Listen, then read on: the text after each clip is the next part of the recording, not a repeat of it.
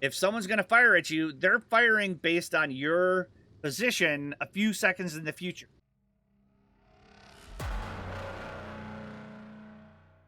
Hello and welcome everyone. My name is Game Prodigy, and you're here watching Naval Intelligence, where you get all the information you need to not suck at World of Warships. Today's topic, 10 tips for new players. Let's get right into it. Tip number 1, do not use the default settings of the game. To fix that is really simple. You hit escape, go into settings, you go into controls. And if you have a mouse like I do that has buttons on the side, the first thing you're going to want to do is go to these two settings. Main battery HE shells, change that to one of your mouse side buttons. Main battery AP shells, so you can change that to your other side button. You can quickly change between the two. The other setting is you want to scroll down and you want to go to select priority AA sector, and you want to change this from O to spacebar. The other settings that all new players need to change is located at the bottom here. You want to change these three to on, and full, and you want to click all of the buttons that are selected here. This leads us perfectly to tip number 2.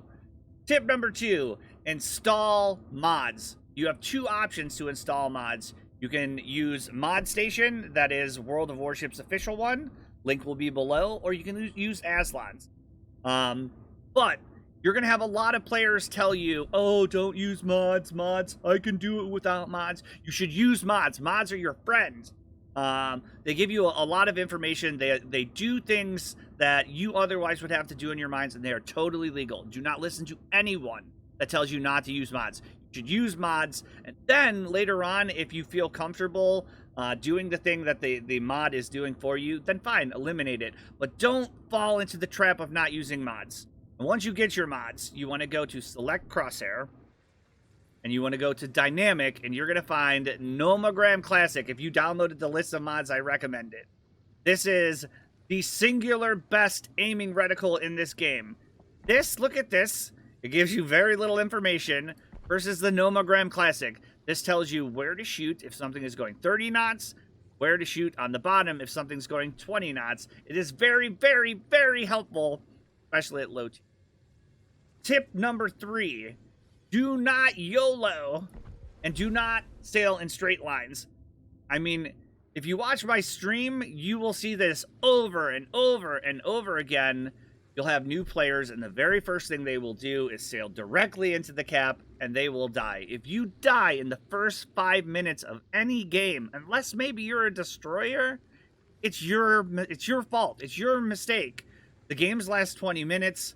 Make sure that you stay alive. The longer you stay alive, the more damage you do, more damage, and the more influence you have on the game. The more influence and damage you do on the game, the higher your win rate is going to be.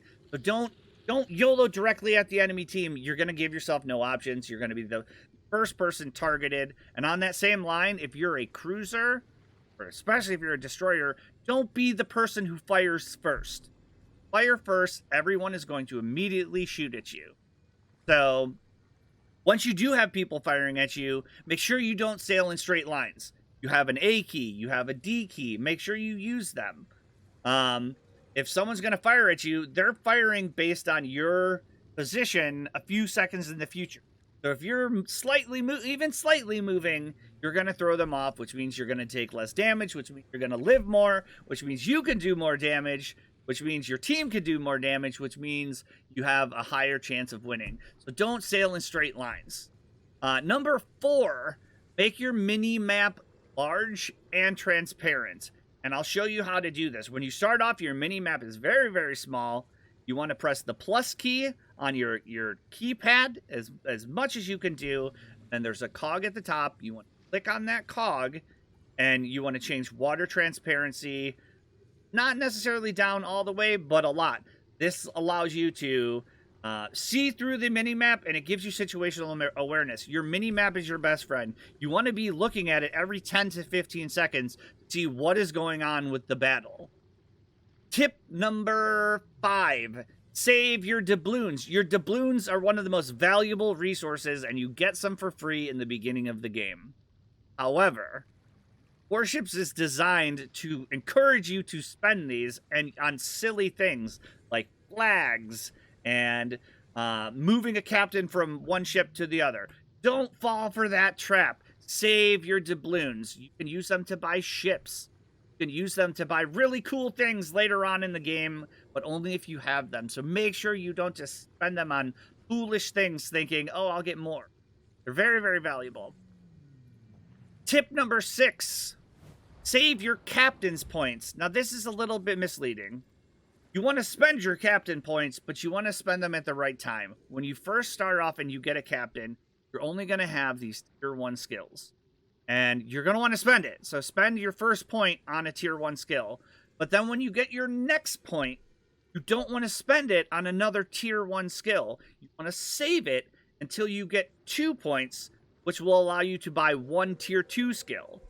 And so it takes 3 points. I spend my first point on tier 1. I spend my next 2 on tier 2. And then I'm going to save my next 3, because it takes 3 for tier 3, get a tier 3 skill.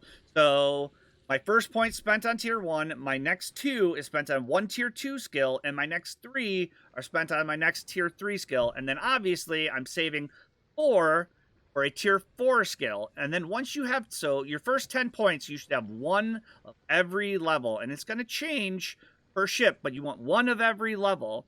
And then beyond that, then you can pick what you're going to use. But make sure your first 10 points are 1 for each level. Tip number 7. Stay alive. Fight when you have the advantage. And this is one of the biggest mistakes that I see new players do. They panic and they see that there's 3 or 4 ships on the enemy team and there's only 2 on your side. The first thing they do is they charge directly into the enemy. Guess what's going to happen if you charge directly into the enemy? You're going to die. And not only that, you're going to die quickly. So when you don't have the advantage, you want to be running away. You can still shoot. It's called kiting. But you don't want to drive directly into the enemy team, or you don't want to just sit there because they're going to focus fire you and they're going to kill you quicker. There are a lot of situations in this game where you're going to die, and that's perfectly okay. What you want to do is make sure you die slowly, that you make them take extra shots to kill you. You don't want to make it easy for the enemy to kill you, and by YOLOing directly at them and not trying to stay alive, you're making it harder on your team and you're making it easy on the enemy team. Look at the minimap. Make sure that when you have a numbers advantage, then you can get aggressive. But if you don't want to be charging into the enemy team. Stay alive. If you have the advantage, that's when you want to fight. It's okay to stop shooting and run away. Tip number 8. It goes along the same lines. Don't try and win harder. Play your objectives. So we see this all the time, and we call it throwing the game. It's when you have the game won, don't have to charge at the enemy team and try and get those last kills. You want to play your objectives. If you have 3 out of the 4 caps, or if you're capping, then you want to play that time. Remember, you can win the game a multitude of ways. You can win it by points. You can win it by killing them. You can win it by eliminating their ships faster than they can accumulate points. Those are 3 ways you can win the game. So make sure that you're always playing the objective. Don't be tempted to go run after the aircraft carrier that's miles away and leave your team their objectives and have them all get capped out and lose by points. So make sure that you play intelligently. If you're gonna win, don't throw yourself at the enemy trying to get more damage if it means that your team may lose. Very, very, very important. Winning harder gets you nothing. Winning gets you everything. Tip number 9. Always pick more resources. So 3 times a day you're going to get these containers, and you're going to get 1 of 4 choices. One's going to be more credits, one's going to be more flags, one's going to be more resources, and one's going to be try your luck. Don't be tempted by any of the other ones except for get more resources. Get more resources gives you a better chance at getting coal. You can use your coal for all sorts of things, such as specialty captains, which are going to be very, very important in the future. You can use it to buy ships. You can use it to buy flags if you need them, certain flags. So you want to get coal. And the best way of getting coal is through those resource bins or those bins, and you get them 3 times a day. So always choose more resources. Don't be tempted by the other one. And our final tip number 10, don't rush to tier 10. And I emphasize this to new players because you see these tech trees and you get all excited and you want to get down to those higher tiers. You're new to the game, you're going to get crushed in tier 10. And the thing I see more than anything else is people like to come in, they play the US line. There's a tier 9 Iowa, and that guy has less than 500 games, and he gets crushed every single time. Make sure, now, I'm not saying stay in tier 3 and tier 4. Tier 4 is terrible. There's a ton of aircraft carriers. You're almost always going against 2 of them. But a nice little zone that you can stay in is tier 5, 6, and 7. You can stay in there indefinitely. And if you look... Russian, maybe not. If you look, you're going to see that I have tier 7, DDs. So I play this game professionally, and you'll find me playing at tier 6 and tier 7 a lot of time. It's a lot of fun. You want to make sure you understand this game very, very well before you really get into tier 10. It's okay to get them, but I'm telling you, you're going to enjoy the game a lot more if you learn the mechanics of the game before you jump into tier 9. That's it for now. If you like this video, make sure you smash that like button and subscribe for more content in the future. Thanks, guys.